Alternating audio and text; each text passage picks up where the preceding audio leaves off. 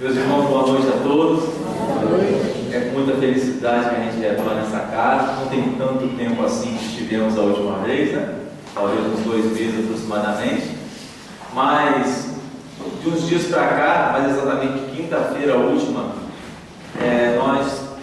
aconteceu uma feliz coincidência, porque na última quinta-feira nós estávamos escalados para falar lá no Casa Cristo, em Muriaé. A casa está completando 58 anos de fundação. E estivemos lá com uma linda confraternização com aqueles companheiros de Muriaé. Na sexta-feira fomos a Carangola, mas para levar o nosso companheiro César Braga Saíde lá na Associação Espírita de Carangola, onde houve outra confraternização entre aqueles companheiros que a gente conhece de longa data. No sábado, de novo em Muriaé, por dessa vez no Anjo Gabriel, que é a casa espírita, uma das mais antigas lá de Muriaé. Ontem, no Paz e Harmonia, muitos aqui de Bom Jesus estavam lá presentes conosco. A gente agradece muito a presença de vocês. E hoje estamos aqui no Centro Espírita Bom Jesus. Que roteiro, né? Que beleza!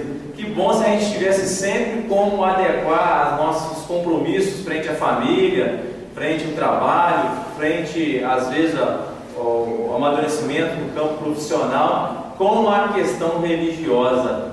A gente começa a semana nesse clima de bênçãos, na verdade. Somos muito gratos a Deus por isso. Gratos à direção da casa pelo convite. O motivo que nos traz aqui é o estudo e o tema. Não pode servir a Deus e a Mamon. É o capítulo que é do Evangelho segundo o Espiritismo, capítulo 16, mas nós vamos focar no item de 1 a 3, que foi passado pela direção da casa para nós. O item 1 começa com a salvação dos ricos. Repare que o texto que nós colocamos de Emmanuel, abrindo os trabalhos, nos traz uma reflexão acerca desse tema, porque durante muito tempo e até os dias de hoje, muitas religiões e filosofias colocaram a riqueza como algo maligno, como aquele que, tendo uma vez posse, patrimônio, estava com certeza condenado ao inferno. E diante dos postulados espiritistas, a gente vai ver que isso não é verdade. Não haveria coerência com a justiça de Deus se uma pessoa que tem posses está realmente entregue e condenada ao mar do inferno. Deus daria um instrumento a essa pessoa que seria a sua perdição, assim como colocou Emmanuel. E o fruto, aonde está a origem dessa interpretação equivocada por muitos, é dessa passagem, salvação dos ricos, do item 1 deste capítulo. Foi assim anotado por Lucas: ninguém pode servir a 2 senhores, porque ou odiará a um e amará a outro, ou se prenderá a um e desprezará o outro. Não podeis servir simultaneamente a Deus e a Mamon. Mamon, segundo a interpretação em hebraico, significa bens materiais, riqueza, posse. Só que tem, segundo algumas linhas, principalmente ligadas às religiões cristãs, que interpretam segundo os filisteus entendiam, porque os filisteus eram pagãos, eles viveram em torno do século 13 a.C., e por serem pagãos tinham várias divindades, e a divindade chamada Mamon estava ligada à prosperidade. Segundo o entendimento espírita, seriam os bens materiais. Vamos à frente. Então aproximou-se dele um mancebo. O mancebo significa jovem, e disse: bom mestre, que bem devo fazer para adquirir a vida eterna? Respondeu Jesus: por que me chamas bom? Olha a humildade de Jesus, né? Às vezes a gente termina de fazer um estudo aqui, fomos felizes na interpretação, a pessoa bate no nosso ombro e fala: seu filho que eu queria ter. Aí nosso ego vai lá para as estrelas, nosso orgulho, a gente, se sente aquela pessoa. O Espírito guia e modelo da humanidade, a perfeição na terra. Não aceitou ser chamado de bom, falou que bom era Deus. Ele aceitou ser chamado de mestre. E aí continua: respondeu-lhe Jesus: por que me chamas bom? Bom só Deus o é. Se queres entrar na vida, guarda os mandamentos. Que mandamentos? Retrucou o mancebo. Disse Jesus: não matarás, não cometerás adultério, não furtarás, não darás testemunho falso. Honra o teu pai e a tua mãe, e ama a teu próximo como a ti mesmo. O moço lhe replicou: tenho guardado todos esses mandamentos desde que cheguei à mocidade. Que é que ainda me falta? Disse Jesus: se queres ser perfeito, vá, vende tudo o que tens, dai aos pobres, e terás um tesouro no céu. Depois vem e segue-me. Será que nessa passagem, o entendimento que nós temos, que para alcançarmos a perfeição, o reino dos céus, a salvação, se assim desejamos interpretar dessa forma e definir, temos que pegar tudo aquilo que diz respeito aos bens materiais que temos, dar para os pobres e seguir a nossa vida missionária? Para alguns, quando Jesus chegou às margens do mar da Galileia, apesar que aqueles não tinham pertences, porque eles eram pobres pescadores, Jesus faz um chamamento àqueles espíritos que previamente, dado o seu planejamento reencarnatório, já contava com uma equipe de missionários que iriam auxiliar Jesus na edificação da Boa Nova. Chega, chama Simão Pedro, chama Tiago, chama André, chama João, que fazem isso tudo. Nós pescamos peixes. Bem, a partir de hoje eu vos chamo, vos convido, vos evoco, que a gente vai a partir de hoje pescar almas, vamos pescar homens. Diz o Evangelho que a partir dali eles largam tudo e vão seguir Jesus. Mas na nossa vida, será que deveria ser assim? É assim a interpretação? Vamos mais à frente. Ouvindo essas palavras, o moço se foi todo tristonho, porque possuía grandes haveres, como se Jesus não soubesse, né? Jesus disse então a seus discípulos: digo-vos em verdade que é bem difícil, bem difícil, não é impossível, é bem difícil é que um rico entre no reino dos céus. Ainda uma vez vos digo, é mais fácil que um camelo passe pelo buraco de uma agulha do que entrar um rico no reino dos céus. São Mateus capítulo 19. Até os dias de hoje as pessoas interpretam essa figura que Jesus coloca sobre o camelo e a agulha como sendo uma agulha de costurar e um camelo, um animal, aquele bicho enorme, que geralmente em regiões áridas são usados para atravessar grandes desertos.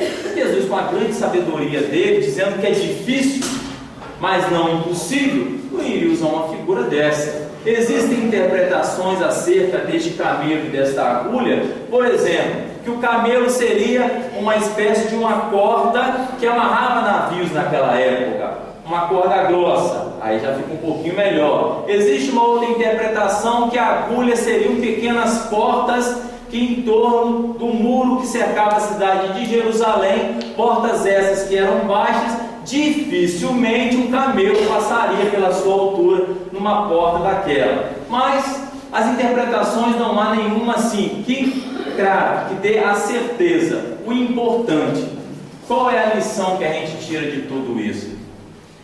Jesus, quando recebe a visita daquele mancebo, na verdade, o que incomodava ele não era a questão do reino dos céus. O que o incomodava era a sua infelicidade. Ele era infeliz. Ele era uma pessoa de posses.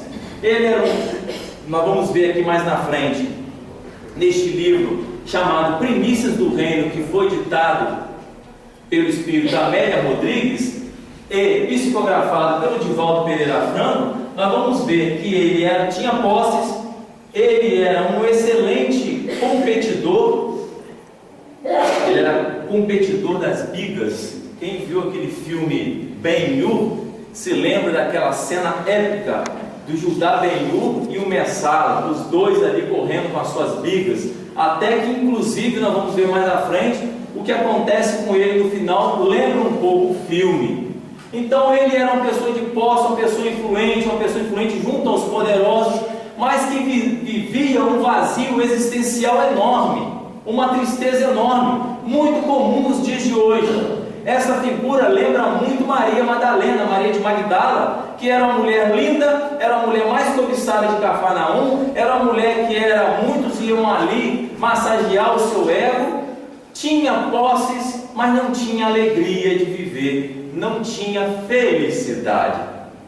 E Jesus sabia qual era o impedimento à felicidade desse mancebo, e toca logo na ferida dele. Ele era uma pessoa que cada vez mais vivia para a sua fama e para o seu dinheiro.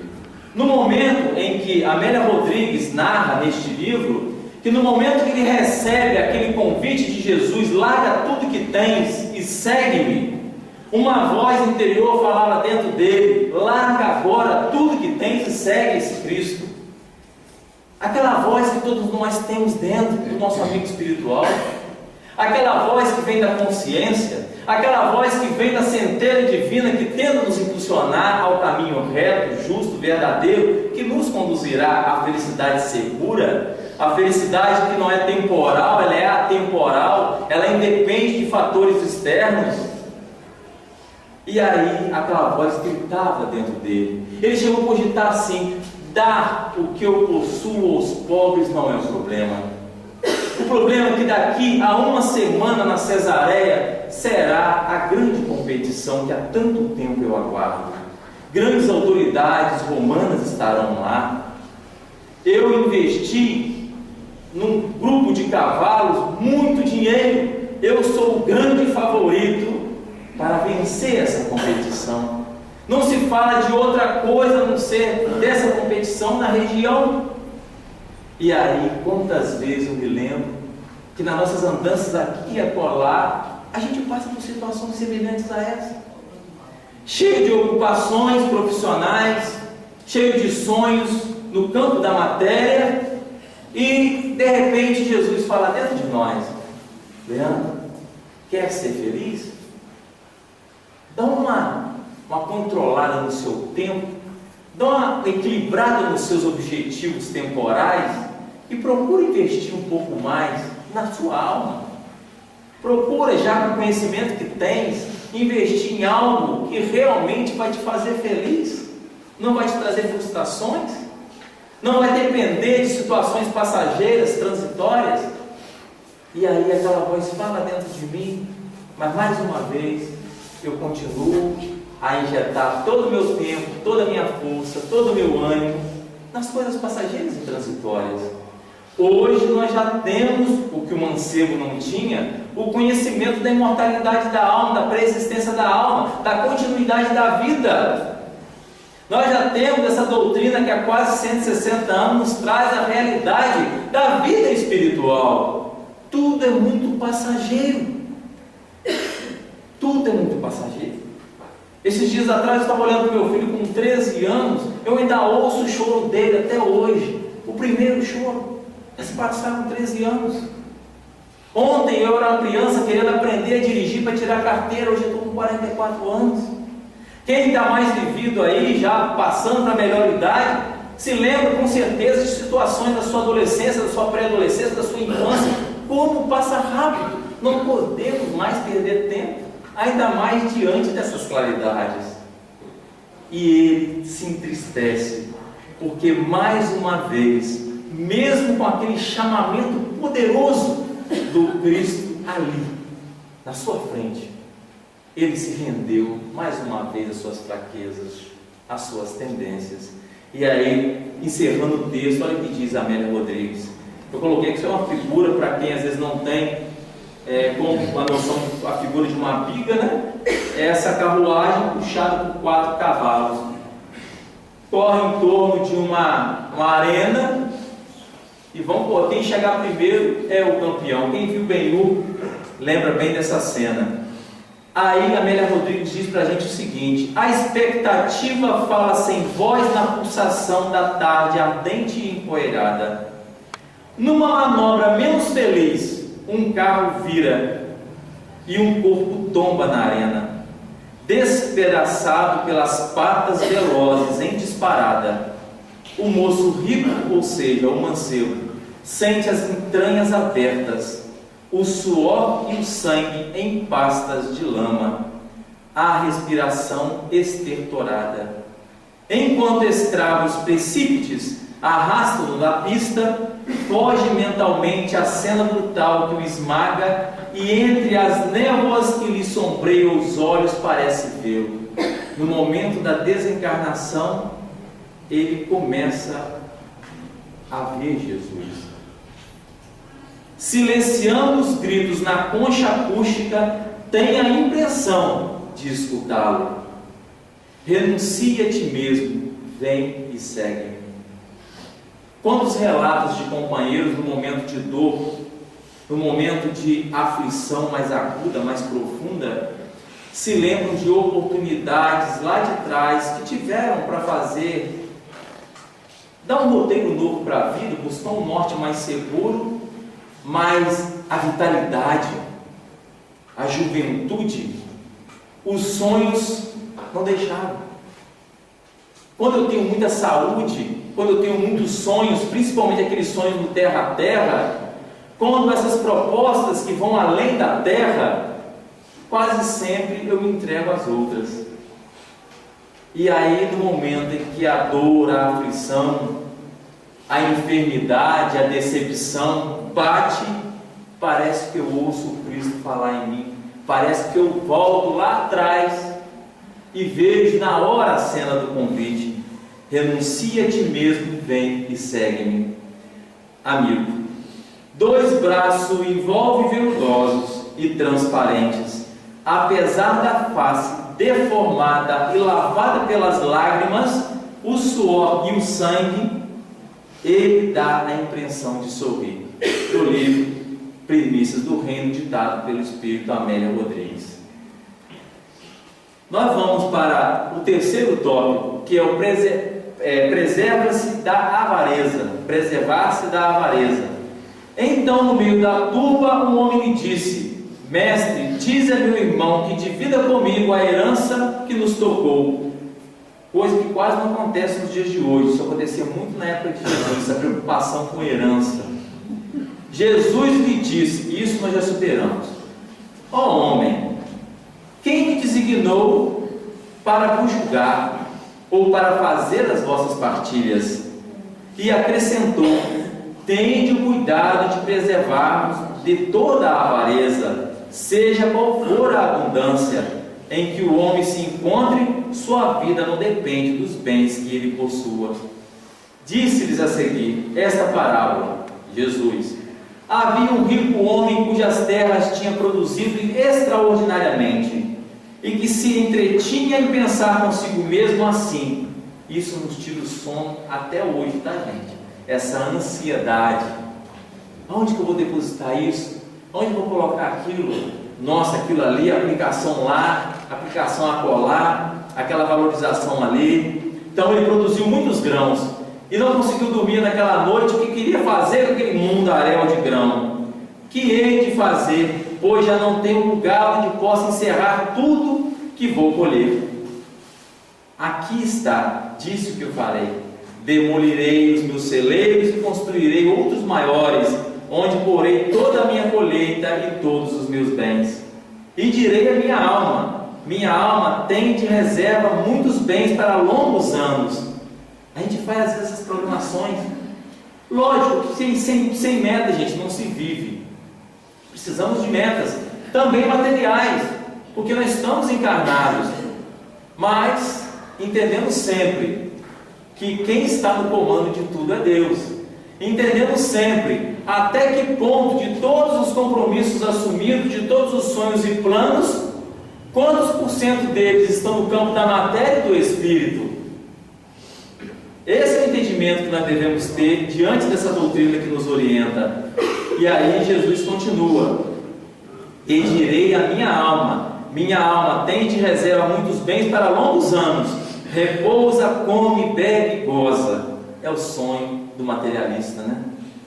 Mas Deus, ao mesmo tempo, disse ao homem: que insensato és, esta noite mesmo tomar-te-ão a alma, para que servirá, e para que te servirá o que acumulaste? é o que acontece àquele que acumula tesouros para si próprio e que não é rico diante de Deus. No primeiro tópico, onde ele fala ali da questão da partilha, curiosamente, há 2 semanas atrás, quando eu estava começando a fazer esse estudo, preparado, um amigo meu me ligou e confidenciou para mim uma situação que ele está vivendo. Ele é filho, o pai dele se envolveu com a mãe, namorou um bom tempo, e o relacionamento acabou resultando numa gravidez ainda como solteira, eles não eram casados. E infelizmente, como acontece muito, as cabeças não estão preparadas para assumir as responsabilidades, ele se recusou a assumir a paternidade. O tempo passou, o menino, a criança, o bebê se tornou um jovem e o pai, pressionado pelos seus familiares, acabou registrando esse jovem. Esse jovem hoje regula quase a idade comigo. Eles têm um mínimo relacionamento muito curto, só que o seu pai constituiu um matrimônio, tem 2 filhos. E o que acontece? Ele liga para mim, falando para mim assim: Leandro, queria a sua opinião. Você sabe da minha situação com relação ao meu pai, eu tenho 2 irmãos do outro casamento, e o meu pai está pegando todos os bens que ele tem e passando para os meus irmãos. O que você acha que eu devo fazer? Falei, do ponto de vista legal, jurídico, você não tem nada a fazer, porque não existe, né, herdeiro de pai vivo. O pai tem que desencarnar para você passar a ser herdeiro. Agora, ele desencarnando, se você quiser, se você achar que houve alguma injustiça, você vai mover uma ação de anulação dessa doação e vai tocar, ainda mais em Brasil, matéria de Brasil, vai ter um processo, um bom tempo para rolar aí. Mas eu vou te dar um outro conselho, se você me permite. Por te conhecer, você é uma pessoa feliz, você é uma pessoa que tem família constituída, você formou um matrimônio pelas vias do amor, eu conheço o casal, você tem 2 filhos, você vive entre esposa e filhos o amor em família, você tem uma pequena empresa que te dá uma vida materialmente falando digna, você tem uma vivência religiosa no tempo que você escolheu seguir, ou seja, você é um homem rico. Estou enganado?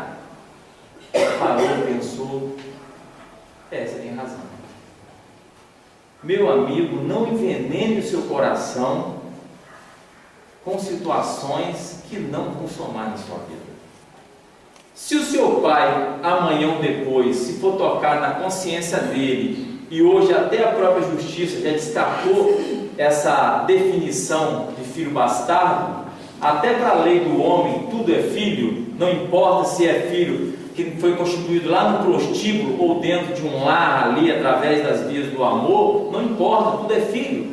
Mas se o momento ele despertar e te reconhecer e dar a parte que lhe cabe, assim como seus irmãos, ótimo. Se não, você é feliz.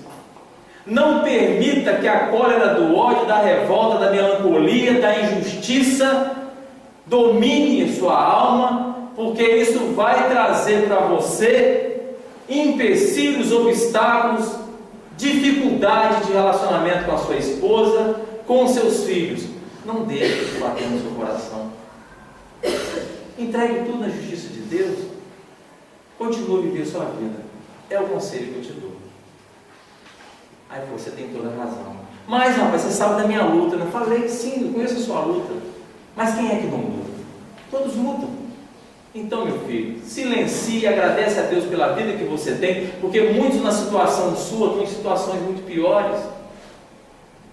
Então agradece a Deus por tudo, que teve pessoas, sua mãe foi uma heroína, sua família materna te apoiou muito. Então Deus te deu tudo para você ser feliz. Agradeça. Não permita que a revolta se instale no seu coração. E isso serve de reflexão para a gente.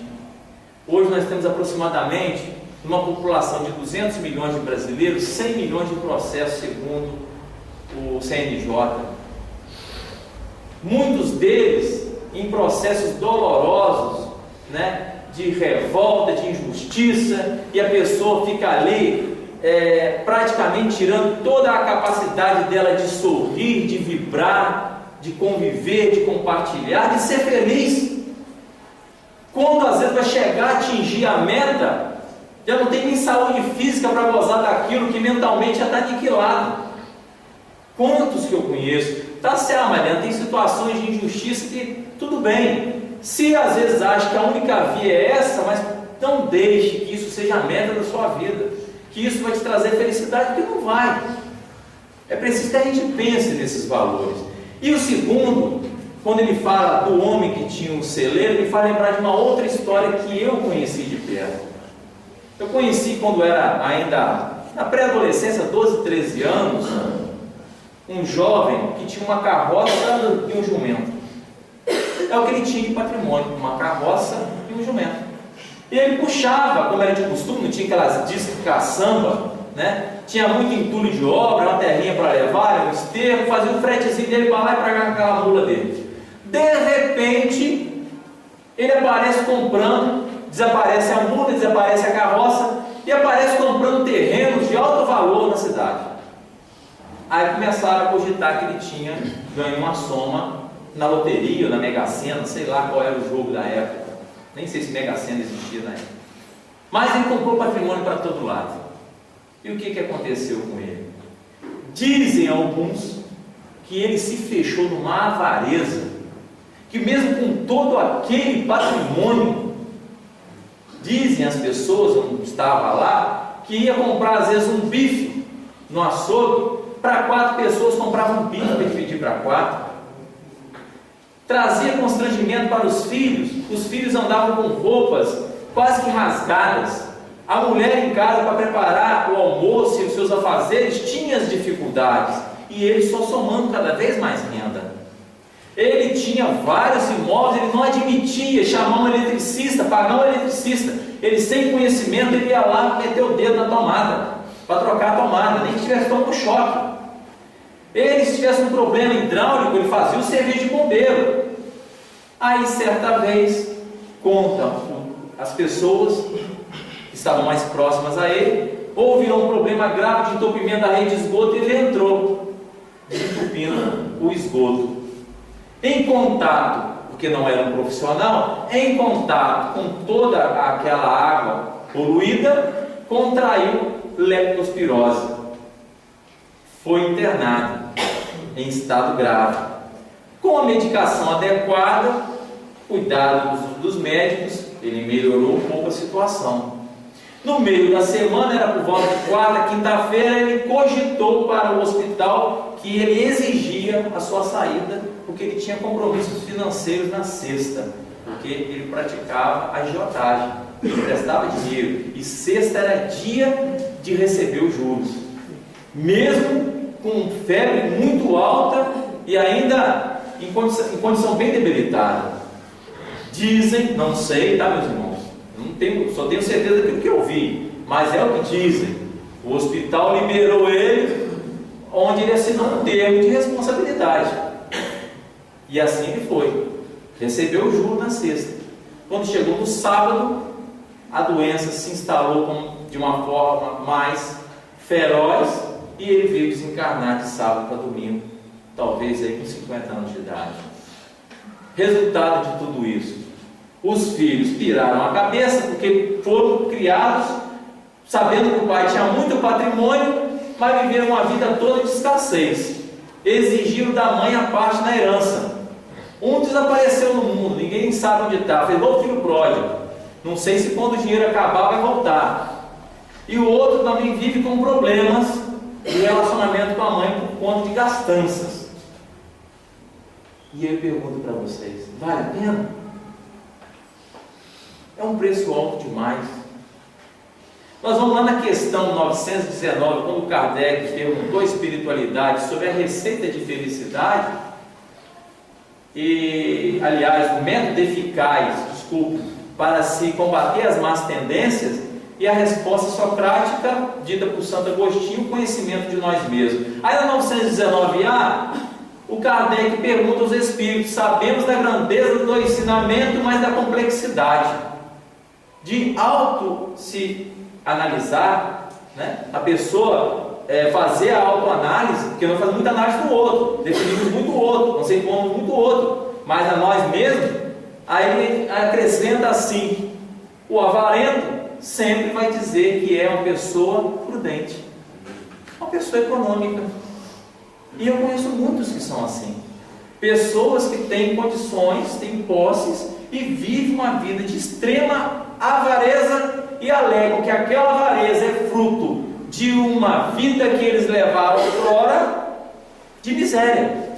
Quase sempre não levaram, essa vida só está na cabeça deles. Mas mesmo assim, que se viver uma vida na infância de miséria, passa uma borracha nisso. Se a vida ontem foi de miséria e hoje é fartura, vamos dar graças a Deus. Não vamos ficar presos nesse pesadelo, não. Mas é a ferramenta que eles usam para justificar aquela cólera que os domina. Indo mais à frente, nós vamos ver no capítulo 8 deste livro, Ação e Reação, preparativos para o retorno. O livro Ação e Reação, entre muitas histórias contadas pelo espírito André Luiz, e principalmente pelos instrutores Drus e Silas, nós temos várias histórias ali, mas a que mais chama a atenção é a história vivida pelo espírito Antônio Olimpo e seus irmãos Leonel e... qual o nome do outro? Não me lembro aqui agora, alguém pode me ajudar? Leonel, deixa eu ver, que eu acho que está aqui na frente. Clarindo e Leonel. Os pais desencarnaram, eles tinham uma fazenda. O Antônio Olimpo, uma pessoa um pouco mais apegada aos recursos da terra, não queria aceitar a divisão da fazenda. Os sonhos que ele tinha para as terras não eram o mesmo dos irmãos, os objetivos, os planos. Por conta daquele desejo em ter a terra toda, o que ele faz? Planeja matar os irmãos. Em frente à propriedade tinha um imenso açude, e ali naquele açude ele chama os irmãos para dar uma volta de barco. Quem leu a obra, quem estudou a obra se lembra. Ofereceu um chá a eles que tinha lá um produto que iria trazer um sono profundo. Na parte mais funda do açude, do lago, ele dá um toque no barco, um golpe. Eles já estavam mais ou menos sonolentos, caíram no lago e desencarnaram afogados. Eles saem nadando pedindo socorro. Os trabalhadores da fazenda vêm socorrer, mas quando chegaram lá e tiraram do fundo do lago, eles já tinham desencarnado. Para a polícia foi um acidente, mas para a consciência de Antônio Olimpo, ele ainda diz no livro: a partir daquele crime nunca mais saiu da sua tela mental os gritos e pedidos de socorro dos dois irmãos. Jamais ele teve sossego.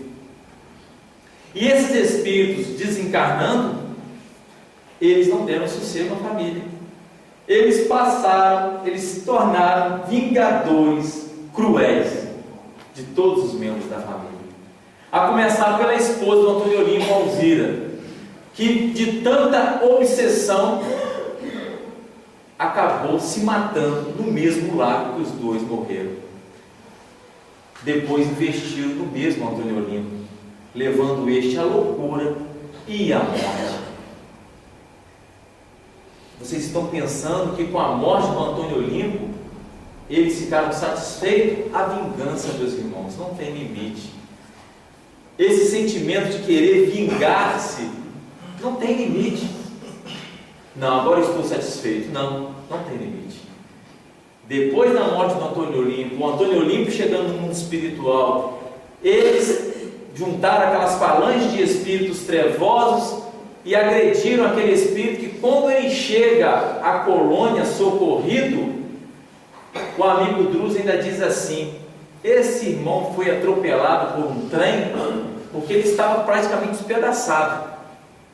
Ele ficou hospitalizado um bom tempo para eles poderem entender, ouvir a história dele.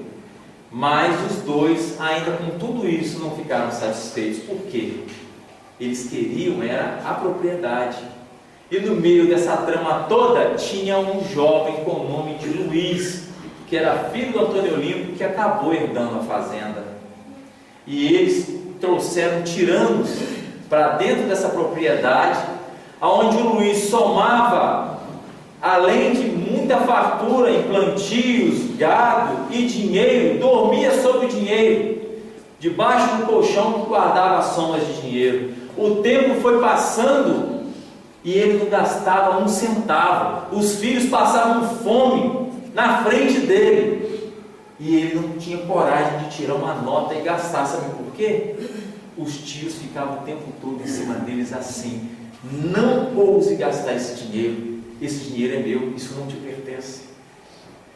A avareza, todas as nossas tendências inferiores da alma, tem sem dúvida proveito dos espíritos sofredores, infelizes, que fazem uso dessas fraquezas, dessas brechas no nosso psiquismo, dessas sombras que nós ainda temos, para fazer com que a gente se torne pessoas mais infelizes. Seja lá através dos vícios das drogas sintéticas, seja lá através do vício do sexo desregrado, seja às vezes pelo vício de se alimentar de forma compulsiva, seja pelo vício do pessimismo, seja pelo vício do ódio, do rancor, também a avareza. E aí conta André Luiz nesta obra, só tiramos um trechinho do capítulo. Luiz, cujo espírito se afinava com os antigos sentimentos paternos, a brecha psíquica estava ali. Ele tinha, ele compartilhava com os sentimentos do pai, apegando-se aos lucros materiais exagerados. Informou a interlocutora: sofria tremenda obsessão no próprio lar, sob teimosa vigilância dos tios desencarnados que lhe acalentavam a mesquinhez. Detinha larga fortuna sem aplicá-la em coisa alguma. Enamorara-se do outro com extremada volúpia. Submetia a esposa e os 2 filhinhos às mais duras necessidades. Olha que ponto que chega, meus irmãos, de ver um filho passar fome e com o dinheiro não comprar o alimento. Receoso de perder os haveres que tudo fazia por defender e multiplicar, Clarindo e Leonel, não satisfeitos com lhe viciarem a mente, conduziam para a fazenda usuários e tiranos rurais desencarnados, cujos pensamentos ainda se enrodilhavam na riqueza terrestre, para lhe agravarem a sovinice. Luiz, desse modo, respirava num mundo de imagens estranhas, em que o dinheiro se erigia em tema constante. Perdera por isso o contato com a dignidade social, tornara-se inimigo da educação e acreditava tão somente no poder do cofre recheado para solucionar as dificuldades da vida. Adquirira do doentio temor de todas as situações em que pudesse surgir despesas inesperadas. É aquilo que nós falamos. Eu ouvi de uma pessoa um tempo atrás, que eu tinha liberdade de falar com ela, ela teve a coragem de falar para mim que passa em frente a uma loja, às vezes de salgadinho, tem a vontade de comer o salgado, mas não compra, porque acha muito caro. Eu falei: meu amigo, o que é isso? Tem que tratar isso. Isso não é normal. Você vai para casa com vontade de comer uma coisa, você tem o dinheiro na carteira e não compra. Ah não, rapaz, ainda mais nessa fase de crise, aí a gente não sabe o que pode fazer falta lá na frente. É o que André Luiz está acabando de falar. E é a ferramenta que quase todos utilizam. Eles somatizam uma miséria que está por vir, que nunca se confirma, ou quase nunca. É fruto da imaginação deles, ou da influência espiritual dessas entidades infelizes. E aí continuamos. Possuía grandes somas em estabelecimentos bancários que a própria companheira desconhecia, tanto quanto mantinha em custódia no lar enormes bens. Fugia deliberadamente à convivência afetiva, relaxara a própria apresentação individual e encravara-se em deplorável misantropia, obcecado pelo pesadelo do ouro que lhe consumia a existência. Aí nós vamos mais à frente, neste mesmo capítulo, nós temos algumas instruções dos espíritos, entre eles o espírito protetor. Mais à frente vamos ver o Henri Lacordaire. Qual é a nossa grande dificuldade? E que a doutrina espírita, se tivesse um inimigo, se assim podemos dizer, qual seria o inimigo dessa revelação? O materialismo. reparamos que, por mais que a gente tenha certeza na imortalidade da alma e na reencarnação, interroguemos nossa consciência, qual é a nossa relação com o mundo material? De depositários, de usufrutuários ou de posse? Porque às vezes eu me pego, Leandro, tendo pensamentos e atitudes de um ser que parece que vai viver eternamente, que não se dá conta que, por mais que uma encarnação dure, ela tem prazo de validade. E assim como aquele mancebo que sofreu, as consequências da escolha, eu me pergunto, me interrogo muitas vezes: será que eu não estou trabalhando demais em busca das posses e abrindo mão de tesouros verdadeiros que vão fazer diferença na minha vida hoje, amanhã e sempre? O trabalho me consome. Eu não tenho mais tempo para a vida em família. Chego em casa desgastado, sequer estou aberto ao abraço de um filho. Finais de semana eu não tenho tempo para passear com eles. Estou o tempo todo na frente do computador, preocupado com os negócios. Não tenho tempo quando o trabalho convida, o trabalho voluntário, a oportunidade de se fazer o bem, de servir ao próximo, sem ter como resultado a cifra. Eis a grande dificuldade. Quando nós conhecemos essa doutrina, existem 3 etapas que nós devemos observar na noite de hoje, que todos nós passamos ou ainda vamos passar por ela. A primeira etapa, quando nós entramos na doutrina, seja o motivo qual for, pela família, por simpatia, pela dor, pela aflição, por às vezes seus postulados, algo ali tem que nos chama a atenção, nos traz uma resposta consoladora, que satisfaz o nosso bom senso. Essa é a primeira fase, a primeira etapa. Eu entrei na doutrina. A segunda etapa é quando a doutrina entra em mim. E a terceira, quando a doutrina sai de mim. Sai de mim de que maneira? Em forma de pensamento e atitude. Aí eu preciso, dentro dessas 3 etapas, fazer uma análise de consciência e ver em qual delas eu estou. Entrei na doutrina, a doutrina já entrou em mim, e se já entrou em mim, ela já está saindo em forma de comportamento e pensamento? Será que estou? O Espírito Protetor deu uma mensagem na Cracóvia em 1861, onde ele diz assim, nós tiramos o último parágrafo: por cúmulo de cegueira, frequentemente se encontram pessoas escravizadas a penosos trabalhos pelo amor imoderado da riqueza e dos gozos que ela proporciona, e se vangloriam de viver uma existência tida de sacrifício de mérito, como se trabalhasse para os outros e não para si mesmas. Insensatos, credes então realmente que vos serão levados em conta os cuidados e os esforços que despendeis, movidos pelo egoísmo, pela cupidez ou pelo orgulho, enquanto negligenciais do vosso futuro, bem como dos deveres que a solidariedade fraterna impõe a todos os que gozam das vantagens da vida social? Quando nós vamos lá, sim, na questão 922, no livro 4, do Livro dos Espíritos, que o Kardec pergunta a espiritualidade, a receita da felicidade, sabiamente os Espíritos respondem, isso é decorado por todos nós: para a vida material, apóstolo necessário, e para a vida moral, a fé no futuro. Vamos para a primeira, a vida material. Todos nós, ou quase todos nós, a gente se perde na busca pelo supérfluo. Ninguém se perde pela busca do necessário.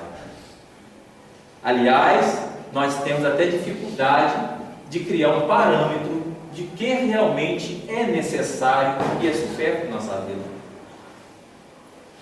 Pela busca do supérfluo, eu tenho que trabalhar mais. Trabalhando mais, eu estou mais ausente junto da minha família. Trabalhando mais, eu estou mais ausente no compromisso na casa espírita. Aliás, eu nem cogito isso.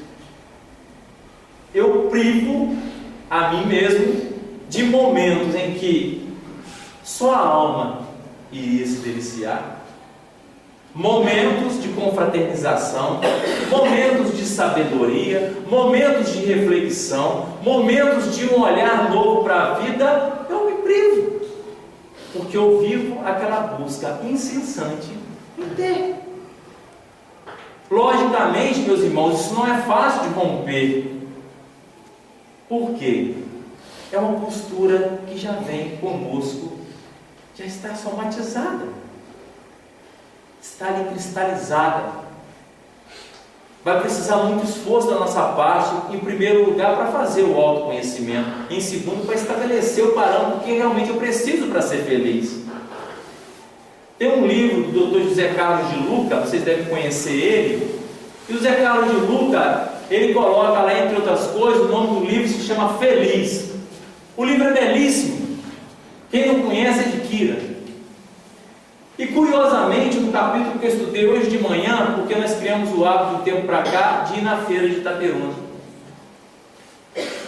Quem não conhece, o dia que estiver em Itaperuna, sábado de manhã, vai lá dar uma voltinha. E o Zé Carlos de Luca, ele disse uma coisa que nós deveríamos colocar numa lista do que realmente nos traz felicidade. De verdade. Aquela felicidade que traz paz na alma. Aquela felicidade que faz a pressão arterial ficar uma beleza. Eu me sinto leve, eu me sinto em paz. Não é aquela felicidade carregada de ansiedade, não. Torturante, não. De cobrança, não. Felicidade leve. E entre outras coisas que o Dr. Zé Carlos de Luca colocou na sua lista, muitas delas têm a ver com a minha forma de pensar. Por exemplo, ele diz que uma das coisas que mais traz paz no coração dele é dormir com o barulho da chuva. Vamos acrescentar, ainda mais se tiver cheiro da terra molhada. Aí ele colocou, entre outras coisas, que o mais traz felicidade ele é comer um pastel na feira. Coisa simples.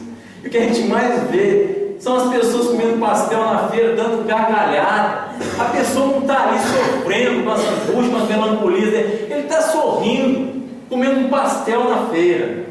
E ele colocou outra coisa que a gente vê muito na feira, que traz muita felicidade para ele: sentir o cheiro do café. Está lá no livro, vocês podem conferir. E lá na feira em Itaperuna tem 3 máquinas enormes fazendo torrefação não, moendo um café já torrado. Aquilo é cheiro, é o hálito divino, gente. Tudo que expressa a natureza, o alimento, lógico que Jesus colocou como a simbologia do pão da vida, o pão da alma, o pão, né? O alimento da alma, desculpe, o pão. Vamos colocar como líquido da alma o café, para fazer um pão com café. Que maravilha a gente chegar numa roça, às vezes, no final de semana, com um tempo à vontade, junto à família, sentir aquele cheiro do café que vem do coador.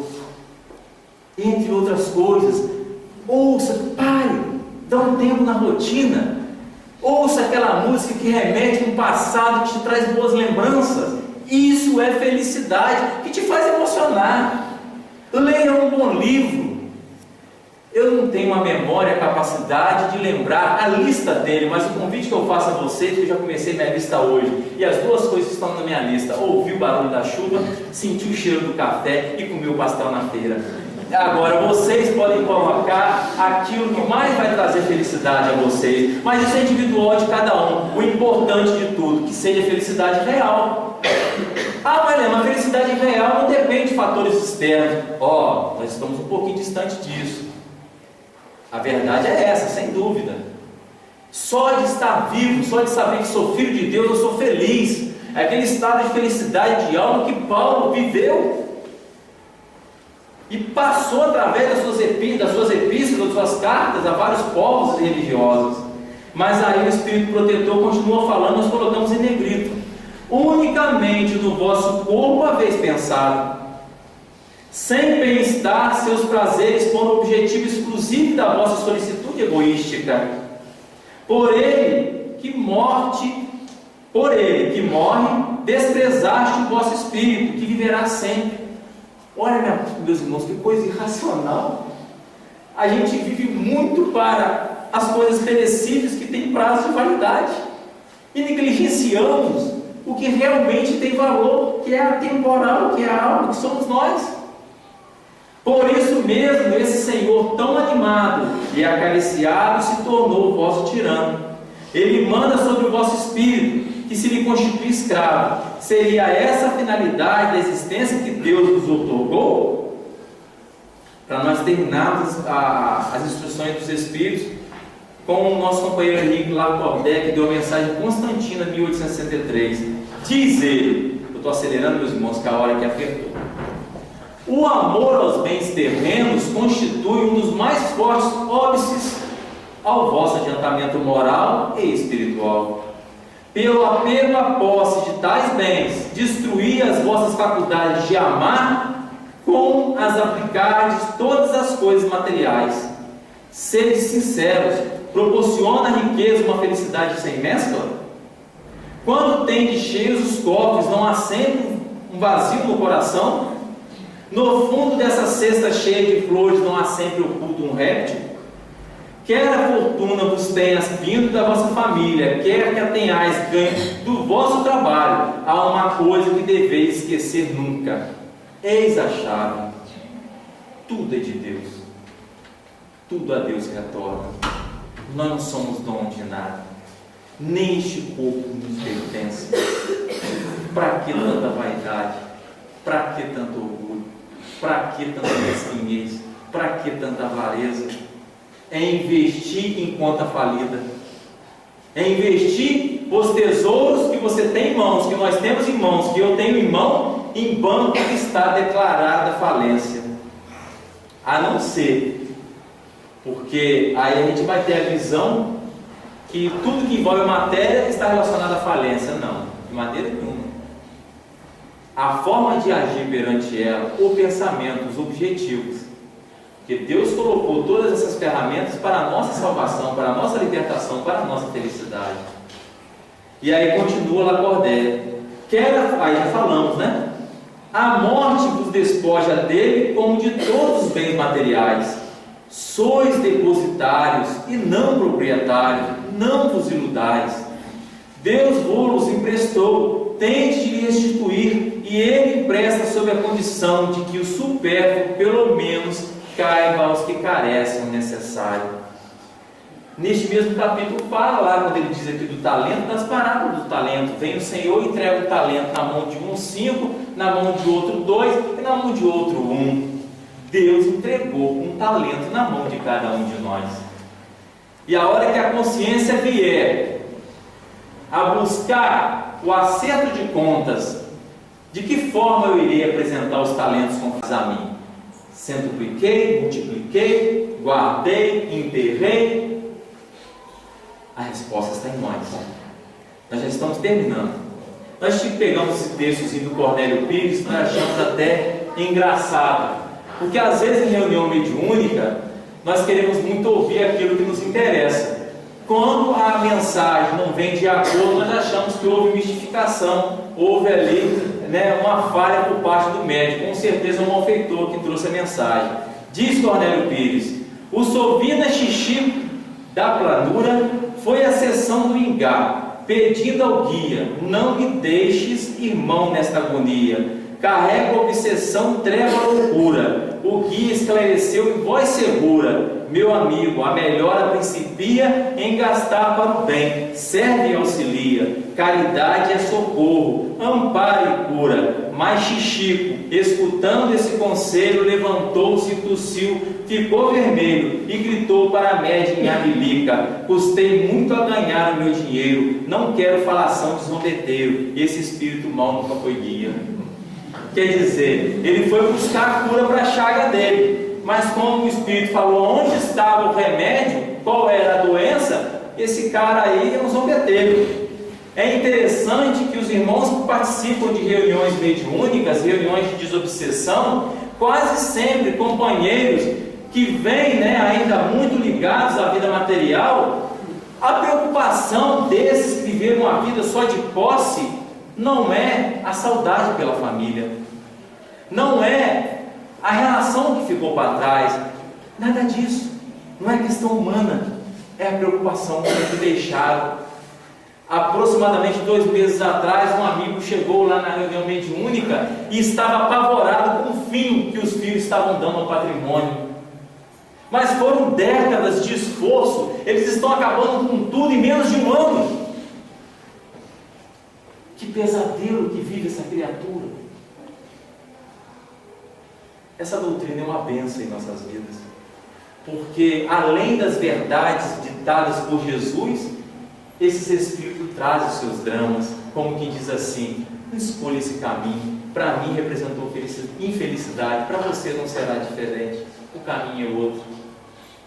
Para nós terminarmos, começamos com uma mensagem cujo título é Dinheiro, vamos terminar também com o título Dinheiro. Entretanto, dessa vez a mensagem foi ditada pelo Espírito Bezerra de Menezes, o médico franciscano de Xavier.